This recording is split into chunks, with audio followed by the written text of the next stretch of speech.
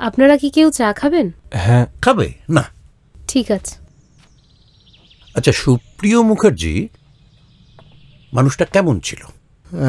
কেমন ছিল বলতে? আচ্ছা, আমি সহজ করে বলছি প্রশ্নটা।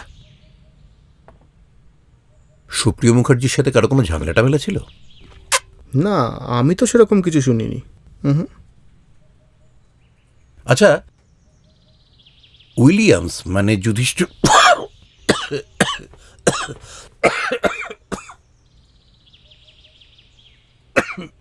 সরি, আসলে পাড় এসে ঠান্ডাটা লেগে গেছে।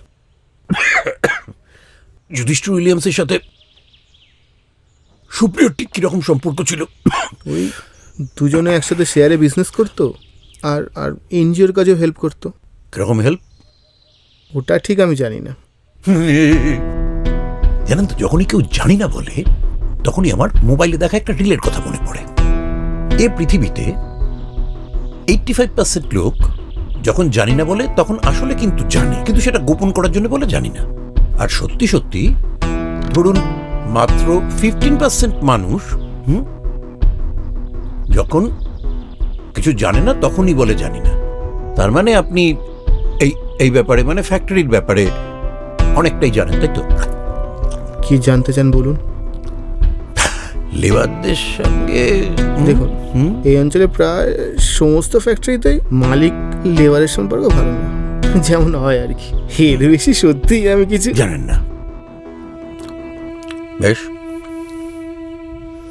বেশ, ঠিক আছে, তাহলে আমরা আজকে উঠি। পরে আমরা দরকার হলে কিন্তু আবার আসবো। হ্যাঁ হ্যাঁ। আচ্ছা, আপনি রাকেশশ্রী ব্যানার্জির গান শুনেছেন? আসি।